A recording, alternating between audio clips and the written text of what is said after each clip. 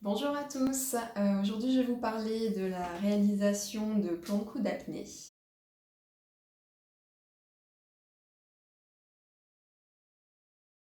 Alors déjà à quoi ça sert? Ça sert à avoir un lestage adapté et personnalisé.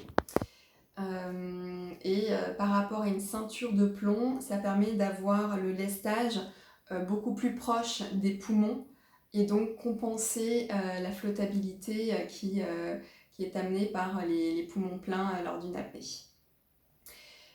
Donc c'est utile pour l'apnée dynamique parce que ça permet du coup d'avoir une meilleure stabilité dans l'eau et c'est aussi utile en apnée en profondeur puisque comme le poids est au niveau de la tête, ça permet de descendre beaucoup plus rapidement dans les profondeurs.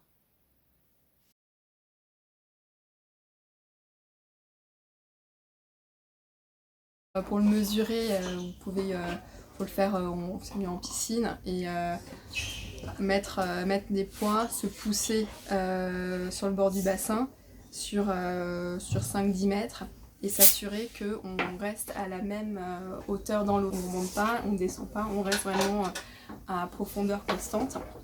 Et assurez-vous bien d'avoir mis la bonne combinaison que vous comptez utiliser pour l'apnée puisque ça va changer votre niveau de flottabilité.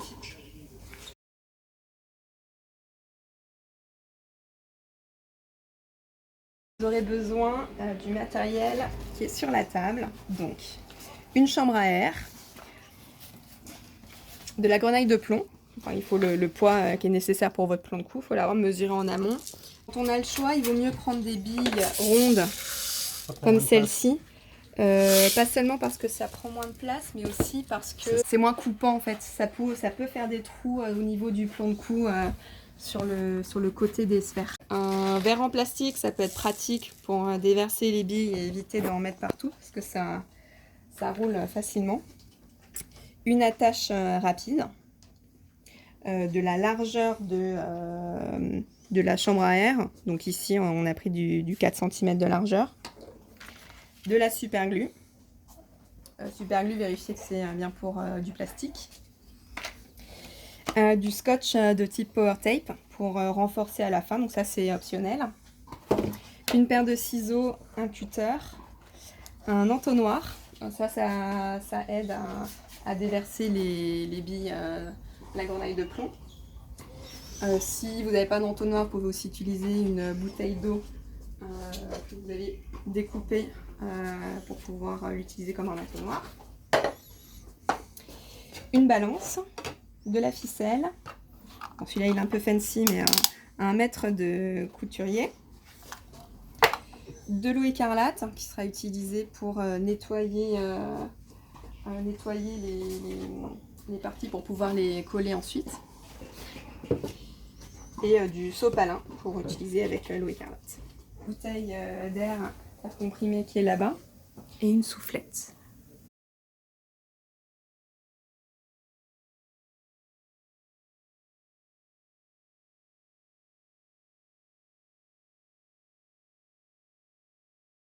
Alors la première étape, c'est de découper la valve.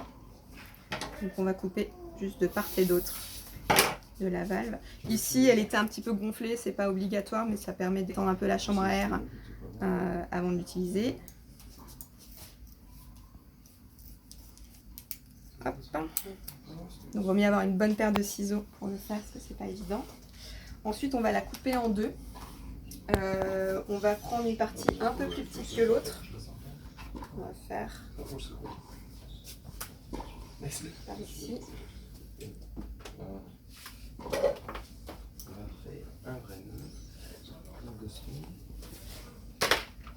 C'est la partie la plus longue qui va être glissée à l'intérieur de la partie la plus courte. Alors maintenant, on va rentrer la chambre à air intérieure dans la chambre à air extérieure. Donc on a besoin de deux couches pour renforcer le plomb de cou et éviter qu'il se perce et qu'il se vide dans la piscine ou en milieu naturel. Donc pour le faire, on utilise une ficelle qu'on va lester avec, ça peut être un stylo par exemple. Ici j'ai pris juste la valve de la chambre à air. L'autre bout de la ficelle, il va être accroché sur la chambre à air intérieure. Et ensuite, on va glisser ça dans la chambre à air extérieure.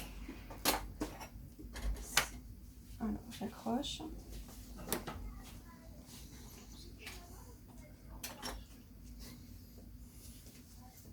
Donc, je rappelle, la chambre à air intérieure, c'est la partie qui est plus longue par rapport à l'extérieur.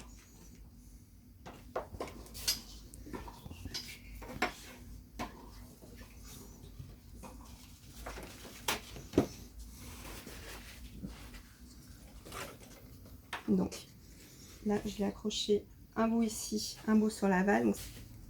Et alors, on fait passer la ficelle. Alors, c'est mieux, plus vous avez un truc lourd pour faire glisser tout le long de la chambre à air, mieux c'est. Là, c'est un peu galère, par exemple.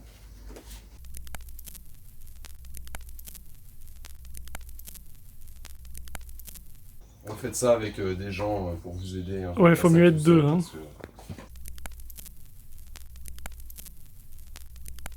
Donc là, c'est ressorti, merci beaucoup.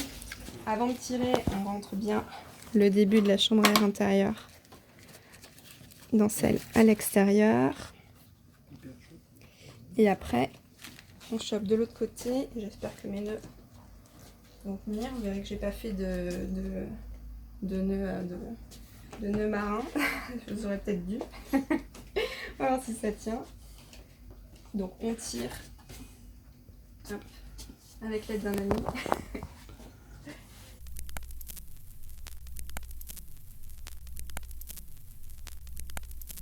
Merci. Et là, on va faire dépasser des deux côtés.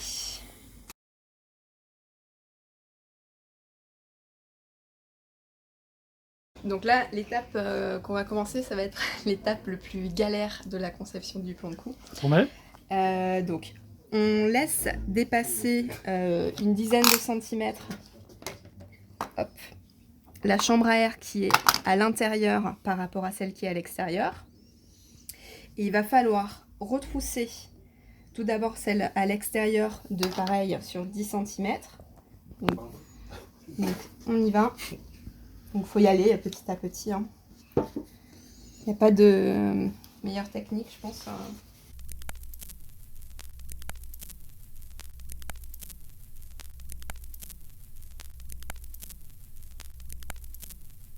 Et là, on va faire la même chose sur la chambre à air intérieure.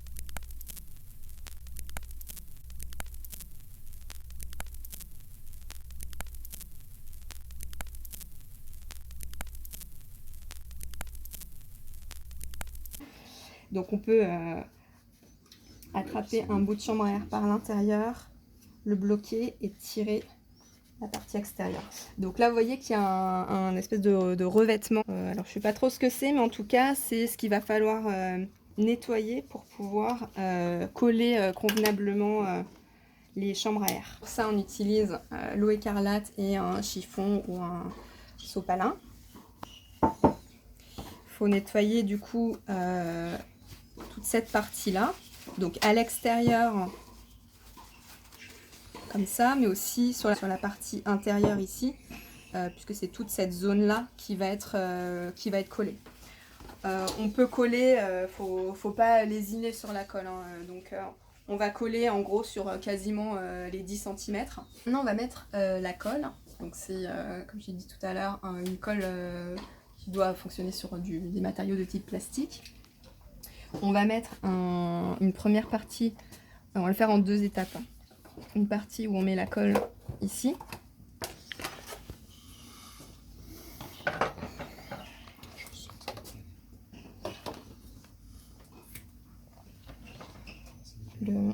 On va la remettre en position en mettant tout le long de la colle.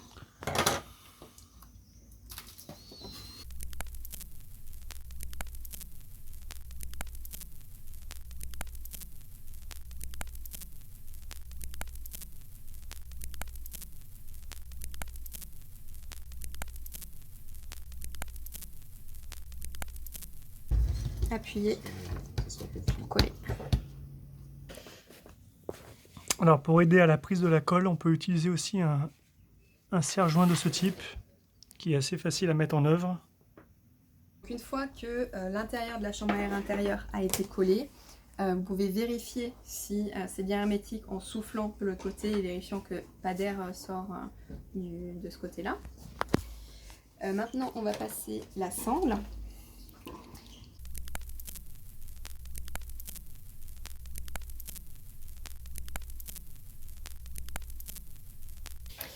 Donc, c'est parfois un peu galère de passer la tâche. Il faut bien tirer, enfin, il faut un peu de force parfois. N'hésitez pas à demander à des gens plus costauds que vous. Par exemple, Patrick. Bonjour Patrick. Bonjour, Merci de ton aide. comment tu t'appelles? Je suis en train de défaire toute la colle qui me donne. Oui, ça craque. On entend que ça Tu craque. entends le cri de... Voilà. Ça y est. Merci. Et là, du coup, on va coller les deux parties. Donc, on nettoie bien les deux parties pour s'assurer qu'il n'y ait plus de talc. Et là, on va mettre de la colle.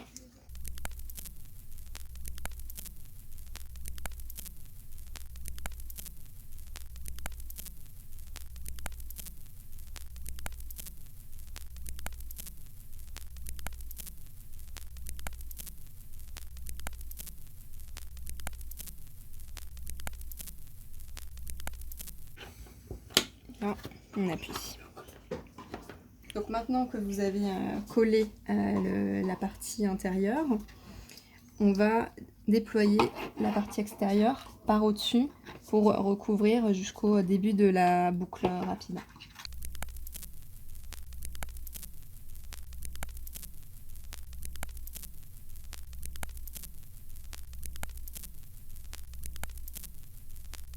Voilà, l'idée c'est que ça couvre quand même la partie qui est jusque là. Donc là, je vais passer, je vais un peu tirer encore. Ici, il n'y a pas besoin de colle. Ça va tenir avec la friction.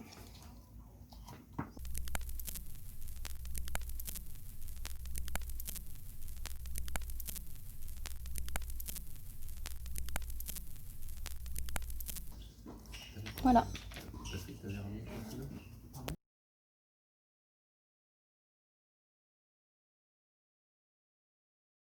Maintenant, on va commencer la partie où on va remplir le plan de cou de ces plombs.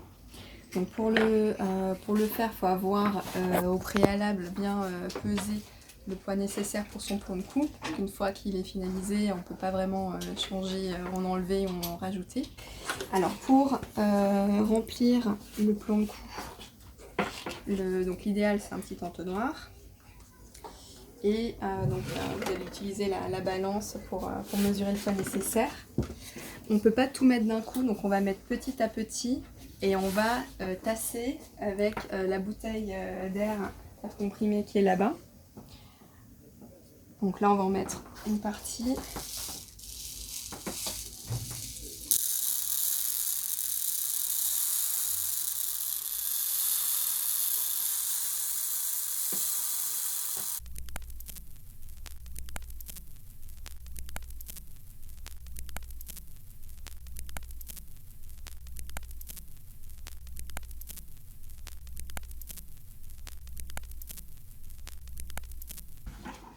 Et on va les tasser. Donc l'air, il faut le souffler très très doucement parce que sinon on risque d'avoir quelque chose de beaucoup trop gonflé ici qu'on aura du mal à réaplatir après. Donc il faut y aller vraiment doucement. C'est piano.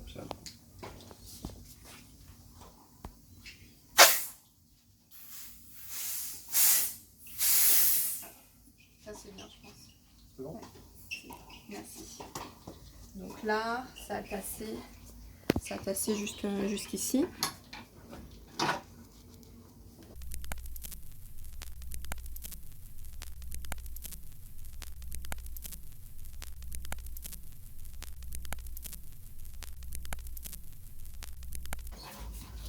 Là, ça monte jusque là. On va tasser un petit peu encore.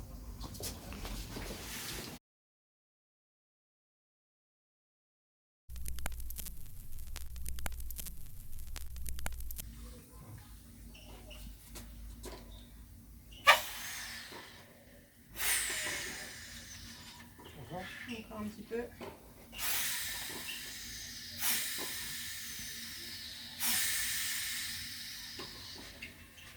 Un petit peu, ouais.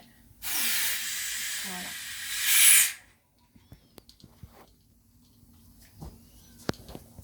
Là, on va en remettre. Si vous êtes allé un petit peu fort avec la bouteille et qu'il y a des parties trop larges par rapport au reste, il faut que vous retassiez un petit peu. Vous pouvez essayer en appuyant un petit peu sur cette partie pour repousser un peu de plomb sur ce côté-là. Et plus vous avez de plomb, plus il faut que vous mainteniez le bas lorsqu'on ajoute de l'air. Le moment où on ajoute l'air, il faut tenir en bas pour que l'air tape uniquement la partie supérieure des billes. Et plutôt que d'appuyer, ça marche pas mal de tourner comme ça la partie trop épaisse en torsion pour repousser les billes. Ça marche pas mal. Bon, en fait, c'est pas une très bonne idée d'essayer de repousser les billes. Donc, s'il y a une boursouflure, il vaut mieux revider les billes et recommencer plutôt que d'essayer de les pousser. C'est plus simple et ça évite d'abîmer en plus la chambre à air à force de repousser et de faire des torsions dessus.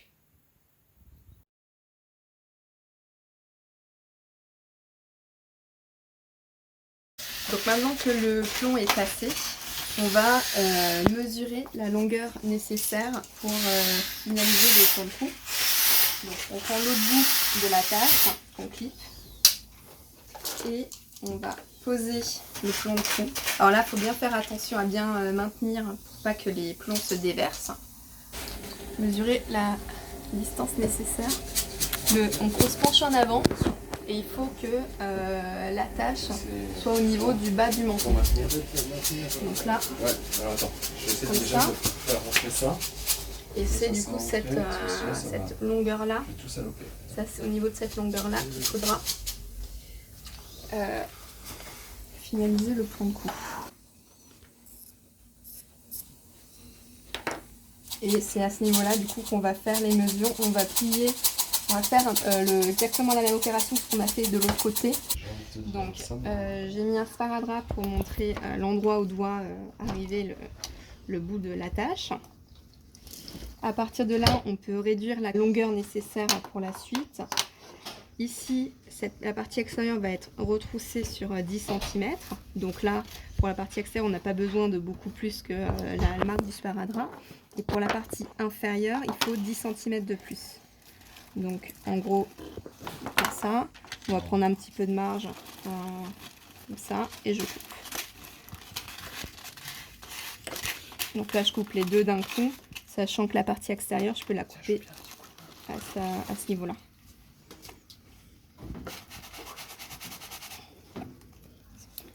Pour monter le fond et le faire rentrer. Voilà. Maintenant, on va couper la Sinon, partie c'est pas drôle, extérieure, si tu fais, puisque là, on a pour besoin dépasser que complètement, jusqu'à cette l'écart. longueur-là. On pourrait le faire au cutter en coupant ici, mais il y a quand même un risque d'entailler la partie intérieure. Donc, on va plutôt le faire au ciseau, comme ça. Donc, on découpe jusqu'à la marque.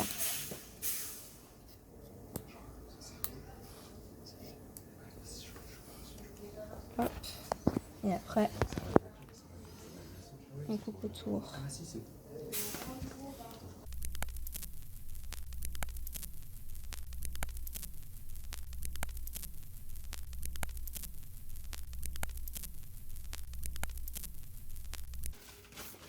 Donc, cette partie-là, on va la retrousser sur 10 cm. Tu veux le mettre? Ouais. Yeah. Ça, on va pas le jeter, ça, j'ai failli tout à l'heure. Donc, jusqu'ici. Ça, on jette. On va mettre un petit bout de fer pour marquer.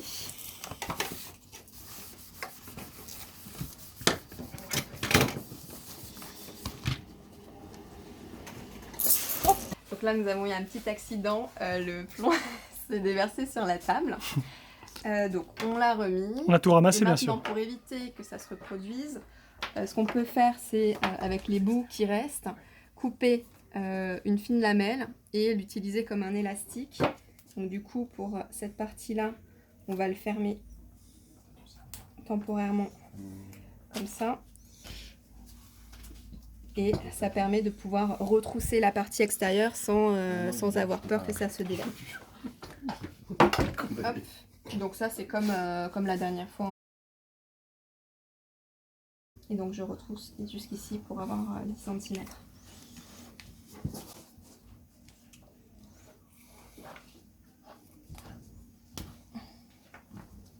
Pardon, j'ai un petit peu trop découpé, donc il faut faire attention au moment où on coupe sur la longueur nécessaire, de ne pas entailler un peu plus profondément, parce qu'en tirant, ça peut accentuer l'entaille. J'ai un souci, c'est que j'avais un peu trop entaillé, comme vous aviez vu au moment de découper, et du coup ça s'est déchiré, donc j'ai dû tout redécouper, donc j'ai perdu 3 cm. J'ai dû tout redécouper, donc c'est pas la fin du monde. Au moment de retrousser, on va mettre un manchon en plus pour pouvoir sécuriser le plomb de cou. Donc faites bien attention à ça. Ici j'ai remis une étiquette qui correspond à la longueur à laquelle j'ai besoin que ce soit attaché à l'attache rapide. Et là, dans cette opération, j'ai un petit peu appuyé sur le plomb, ce qui fait que ça s'est décalé. Donc là, j'en ai jusqu'ici. Donc ce que je vais faire, c'est que je vais remettre un coup d'air pour que ça remonte en dessous de ce sparadrap. Donc là, on a rajouté de l'air et le niveau de plomb a donc baissé. Et j'ai déplacé l'élastique ici, donc avant la partie où l'attache devra être accrochée. Et en fait, toute cette partie-là, je vais la retrousser, donc jusqu'ici. Donc là, je peux laisser l'élastique, ça va pas être gênant, puisqu'après, je le repositionnerai et je pourrai enlever l'élastique à ce moment-là. Donc là, il faut retrousser ça.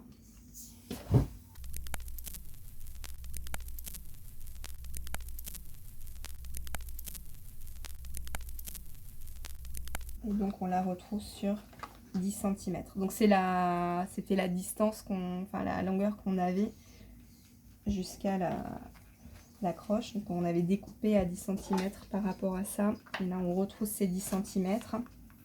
Donc la zone qui est ici, c'est la zone où on va passer l'attache. C'est à ce niveau-là qu'on va coller. Voilà. Là on est bon. Donc là on est bon. C'est cette zone-là où on va devoir mettre la colle.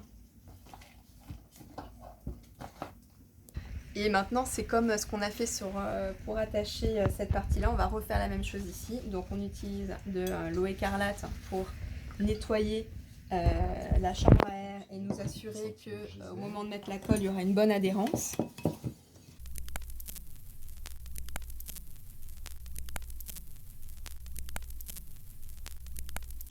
Et on ajoute la colle. Donc, hop,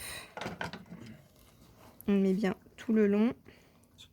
Surtout dans les coins, parce que c'est là où l'air peut passer, donc l'étanchéité est vraiment importante, surtout sur les côtés. Donc faut pas être radin en colle, hein, faut y aller.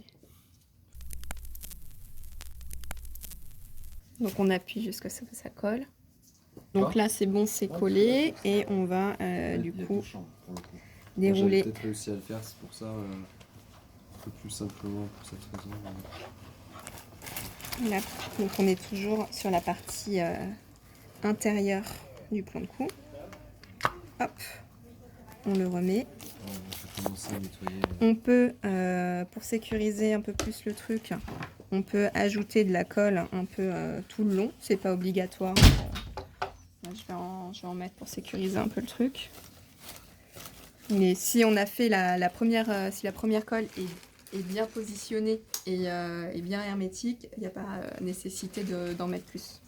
Donc maintenant, on va mettre la deuxième partie de la sangle. Donc comme pour ce qu'on a fait de l'autre côté, on glisse ça côté intérieur de la sangle. Hop. On remonte jusqu'à la marque qu'on avait faite, donc qui correspond à du coup une taille qui permet d'arriver jusqu'au bout du menton. Faut pas que ça dépasse, parce que sinon au moment du canard, on va avoir le plan de cou qui sort. On est jusque là. Et on replie.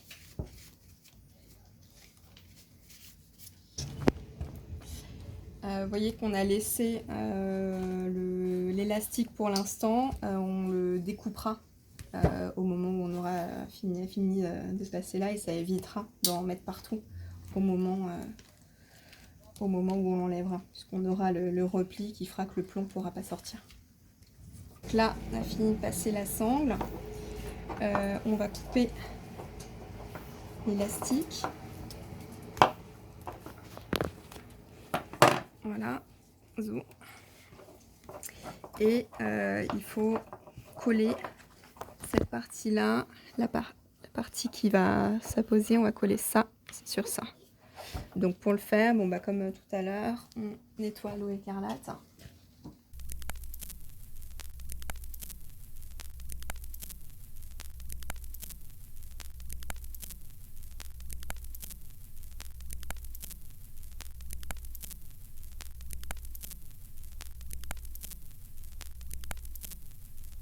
Avant de coller, n'hésitez pas à vérifier que la taille du plomb de cou est toujours la bonne en le mettant sur votre nuque et en fermant la tâche, et l'ajuster si nécessaire.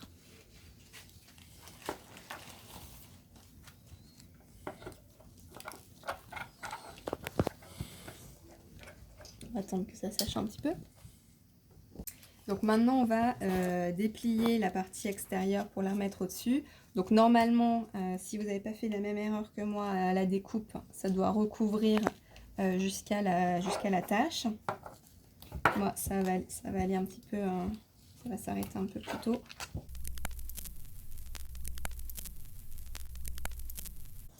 Donc là, le mien il s'arrête ici, le vôtre il doit arriver là.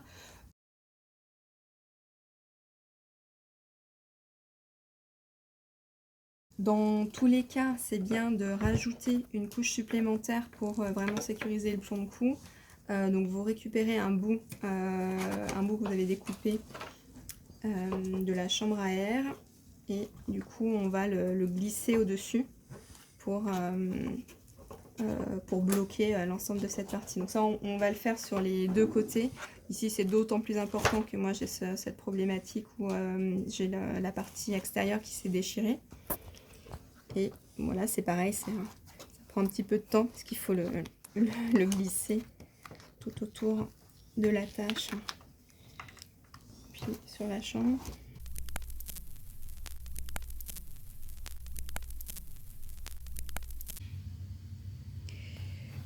Donc là, le manchon a été positionné. Donc il recouvre bien jusqu'au début de la tâche. Donc c'est bien, ça c'est bon. Par rapport au plomb de cou, il y a deux problématiques. La première, c'est qu'il n'est pas homogène. Donc ça, c'est un point d'attention au moment où on met l'air pour vraiment essayer de faire quelque chose d'homogène. Parce que là, si je l'utilise comme ça, j'ai plus de poids sur ce côté-là. Et du coup, il ne va pas rester en position sur ma nuque. Il va pivoter pendant mon apnée. Donc cette partie-là va se retrouver vers le bas au fur et à mesure de la nage. Donc ça va être assez gênant. Donc j'ai essayé de l'homogénéiser un petit peu comme je peux, en poussant les billes vers le côté où il y en a moins. L'autre souci que j'ai, il est à ce niveau-là. Là j'ai déjà un petit peu repoussé, mais j'ai encore sur cette zone-là qui n'est pas doublée. J'ai des billes qui sont positionnées, il faudrait que je les repousse plus pour m'assurer que l'endroit où il y a des billes a bien deux épaisseurs pour pouvoir vraiment sécuriser le plomb de cou avant de mettre une couche supérieure. Parce que même si je rajoute un manchon au-dessus, cette partie-là ne sera pas bien protégée parce qu'elle est au niveau de la sangle. Donc c'est important d'essayer de repousser ces billes. Là c'est pareil, c'est au moment de la prise d'air qu'il faut faire attention et bloquer ici pour que les billes n'arrivent pas jusqu'à ce niveau-là. Une dernière remarque au niveau des manchons, on peut aussi, pour ceux qui préfèrent, mettre du scotch solide. Par contre, il faudra le refaire régulièrement, alors qu'un manchon, il restera beaucoup plus à long terme. Mais c'est une solution plus simple, c'est de sécuriser avec du scotch supplémentaire. Donc là, je vais essayer de réajuster un petit peu le niveau de bille. Et puis, on va voir ce que ça donne. Donc là, j'ai pu repousser un petit peu les billes. Donc là, c'est bon. J'ai remonté aussi la double épaisseur. Ce que je vais faire, c'est quand même pour bien le sécuriser, ajouter du scotch de type Power Tape que je vais glisser à l'intérieur de cet espace de la sangle et qui ira de cette zone jusqu'à cette partie-là. Et du coup, ça permettra de renforcer cette partie-là qui n'est pas doublée.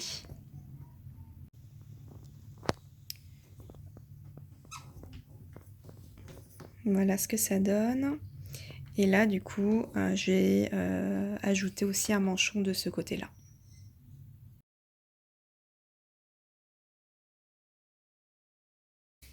Donc voilà le plan de cou finalisé. Donc j'ai fini de mettre les 2 manchons et il est un peu plus homogène en termes de plomb, même si c'est pas parfait non plus. Mais je pense que ça ira. Je testerai ça en piscine, mais normalement ça ira. Je vous montre donc, hop, on ouvre la tâche. Alors, on peut le mettre où? Comme ça, en apnée dynamique, c'est mieux de le mettre comme ça pour que s'il y a un incident, ça puisse être plus facilement enlevé par la sécurité. Et on peut aussi le mettre dans l'autre sens. Donc là, je sens que c'est assez stable. Quand je me penche, il arrive bien en dessous du menton, donc ça risque pas de me gêner au moment du canard. Donc là, bon, je suis plutôt contente de mon plan de cou.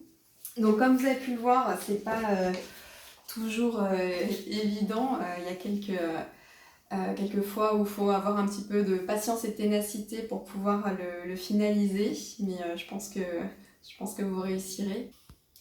Je voulais remercier le club de plongée de Puteaux, notamment Lionel, Mika, Odile-Marie et Vince, ainsi que le club du Beluga de Bourg-la-Reine pour tous leurs conseils sur les plans de cou.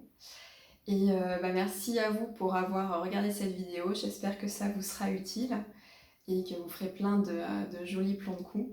N'hésitez pas à commenter et à partager vos trucs et astuces. Ça peut être utile pour tout le monde, pour qu'on améliore un peu la manière dont on fabrique ces plans de cou. Merci, au revoir et bonne apnée.